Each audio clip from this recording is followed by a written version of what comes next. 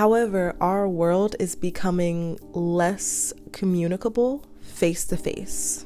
Our modes of learned communication are now becoming more digitized all around. We see it in like younger generations of people. I mean, younger generations, first of all, the adaptation that they have to make, well, I'm talking about they, but I'm young too.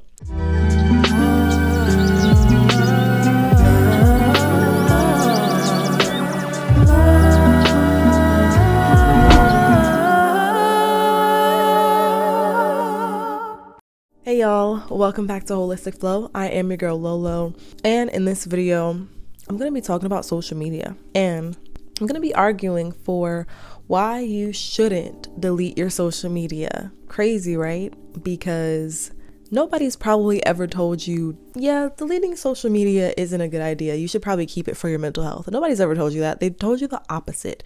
Because I gotta admit, social media, it's very complicated. But I think like realizing certain things about how the world works, there's some arguments that just support that it might not be as practical as we think it is anymore. And I'll tell you why in the video. But if you think you'll enjoy this video, give it a thumbs up, because I make mindset videos and videos that make you think deeply here on this channel. And it's all about getting a better mind, body, and spirit connection, but also a higher consciousness and awareness of how you're evolving in your life and how you want to make it look, because it's all about how you want your life to look. Nobody else can choose that for you. And just decide to be in this present moment. Just decide to be in this present moment.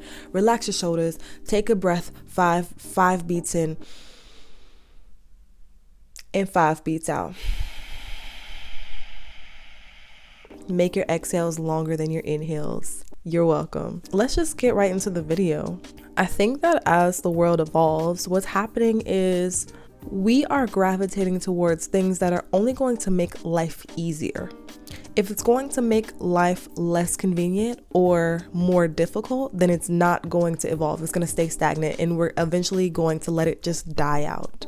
However, our world is becoming less communicable face to face.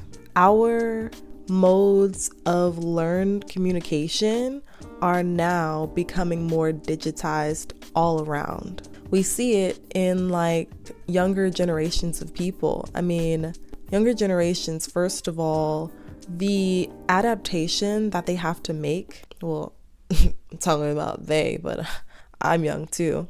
The adaptations that we have to make at an early age to accommodate to the rapid growth of technology is insane. And I think we all know that it's highly contributing to a lot more anxiety, a lot more depression, and a lot of that is contributed to a higher level of an affinity for this, what is it called? Instant gratification. You know what instant gratification is? It's when you get a hoot out of getting things faster. We get information faster these days. And then because we get information faster and everything is literally at our fingertips, we literally have the world on our cell phones. That's no joke, literally. Google the World Wide Web. It's worldwide for a reason. We get everything in the world, wide as our eyes can see, on our phone screens. And that is scary, because the faster we get at information and the faster that we have 3G, 4G, 5G, we're gonna have 6G speeds on our internet and phone in probably by 2025. We expect things to come faster, and if they don't, it can either make us anxious, or it can make us sad, or it can make us like strive or crave more of that instant like fix for information. So our brains are automatically starting to become wired that way, not just with social media, but with everything. If you I don't know, if your car breaks down or whatever, and now you don't have anybody to take you to work, what do? You call an Uber on an app on your phone. It's no more taxi cab. It's no more, hey, or put your thumb out, like a hitchhiker. You literally get on your phone, call an Uber on your app, and it's so simple. Even if you decided tomorrow that you were going to delete your Instagram because you feel like Instagram is contributing to anxiety, which it probably most definitely is. After you delete Instagram, then what? Then you might do like a social media detox, which I believe is very healthy and helpful to finding peace in the present moment. Maybe you take like a week off, 2 weeks off, maybe even a month off. I've done a month before many times. Afterwards, however, you may see that for a couple weeks, you don't even need Instagram as much as you felt like you needed Instagram, and you start noticing when you just are instantly going from Instagram to Snapchat to Twitter, or now it's X, to Facebook or whatever other apps you have on your phone, to TikTok. And you notice that the things that you did habitually, that you just had this little routine that without even thinking about it, you just go through all the different apps on your phone to just check. You no longer have that want to just check anymore. And that's a really good thing that can come out of doing this social media detox. It's awareness. However, after that awareness dies down, you might get into your head that, well, now I have more awareness and I can regulate my social media use more. And I want to see what my friends are up to. So let's go back and download Instagram again. And then the cycle continues. It's like you take a detox, right? But then after the detox, what are you going to do? You're not going to never get on social media again. Reason being, even if you did delete Instagram for, I don't know, the rest of your life, there's always going to be another trend. There's always going to be another app, something else that comes out that's going to make our lives easier. Look at AI. We had no idea that AI was going to develop in the ways that it has. And a lot of us aren't even really aware of it, aware of how we've already been using AI. It's nothing new. It's just however much we use technology is however much it's going to develop and grow. And we use technology a hell of a lot. So what's going to happen is we're going to start to see that the use of social media, the use of even AI, it's going to become, all of that is not anymore about leisure. It's not anymore about recreational use. It's not anymore about, oh, let me post these cute selfies. It's really gonna become about surviving, because keeping up with the Joneses, so-called Joneses, whoever they are, I feel like they're black. They're definitely black. Keeping up with the Joneses is a way of life to survive. It's a survival. Think about it. Like, if you don't keep up with the current trends, whether it be technological trends, then you get lost, because life will literally force you to keep up with the trends. Look at what happens if you don't renew your cell phone after 3 years. That joint starts breaking. After your 2-year contract, you start getting freezes, and it doesn't matter how many updates that you use on your iPhone or your Android or your Samsung, whatever you got. That joint gonna start glitching, and it's going to literally force you to get another phone, because that's how the world works. So even after you delete Instagram, after you delete TikTok, I realized that it's more so about regulating the social media use rather than just deleting it or doing away with it. It's about trying to have as much balance as we can between our mindless scrolling and just going cold turkey. Because it's hard to go cold turkey. Oh, I smacked again, sorry.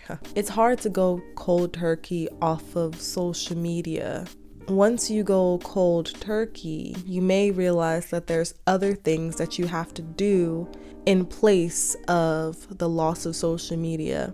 Whether it be healthy things, it could be now instead of scrolling on Instagram, you're reading an audiobook on Audible.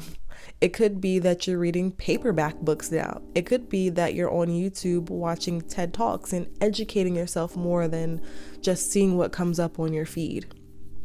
1 minute, you're DMing one of your friends a funny video that you saw on IG Reels. The next minute, somebody's trying to sell you some sugar scrub, and you did not ask for that sugar scrub ad. I know I don't. But it's like something that we're eventually not really going to be able to get away from. experiencing, because it's in everyday life, every single day life. So that is why I say that I don't think social media is practical. I mean, it is, deleting social media is very helpful. And by all means, if you feel like you're just overwhelmed, if you feel like you are trying too hard to keep up with everything that's going on, if it feels like it's moving too fast, it's probably because it is. What's happening is that our brains are still learning to adapt to what technology will never stop doing, which is developing faster than the human mind. And if we don't stop and take a break, life will make us stop and take a break, an unhealthy break. Maybe it's, God forbid, a sickness. Maybe it is just a really life-changing life event that just makes us have to sit back and pause. If we don't take those pauses for us, then life will force us to take them. Life will force us to sit down, and we don't want to get to that point. So take a rest when you need to, especially when you feel burnt out. And another thing that this culture has taught us is that it trains us to think that we only need to take a break once we've reached 5% capacity, and now we need to recharge. Oh my gosh, where's my charger? Where's my charger? My phone's on 5%. But instead of your phone, it's your brain. Your brain's on 5%, 4%. And you know how when your phone gets down to 1% charge, that 1% will last you hours? It's like that with your brain. Your last couple brain cells are hanging on by a thread, and you're still over there searching for the charger. That's not what we should do. We should really be at like maybe the 50% mark. And at 50%, we say, okay, let me recharge, so that it's only half empty or it's half full, depending on how you want to see it. So yeah, by the way, if you're on your lock journey and if you're experiencing just a profound spiritual awakening at this part in your lock journey, like I have before, and I like to share that with you. I have a Patreon channel that I've opened up called The Crown Collective. In The Crown Collective, weekly we have guided meditations for the chakras and chakra balance, and we talk about taboo topics such as texturism, discrimination in the workplace around locks, semi-freeform locks, comments from your family and friends, and how to find confidence in your hair care routine and have it be a holistic routine that feeds you, not just mentally, physically, but also spiritually.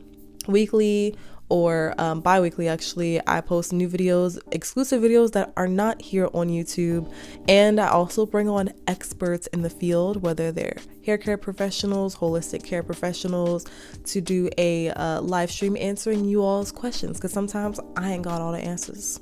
So for that, I think the community would be awesome for you if you're on your lock journey and if you just want a deeper experience and support with the lock community. Go ahead and go to crowncollective.holistifitmeditation.com or click the link in the pinned comment down below to go ahead to the Patreon and subscribe, and I'll see you there. So I hope that you enjoyed this video as well. Go ahead and give it a thumbs up and subscribe to the channel, because again, I post videos like this all the time, just either venting or telling my view of things. What do you want to see from me down below? What videos like these do you want to see from me? And yeah, hope to see you in the next video. Until then, I'm sending peace your way, love your way, and joy to you, your family, and your friends. All right, y'all. Peace.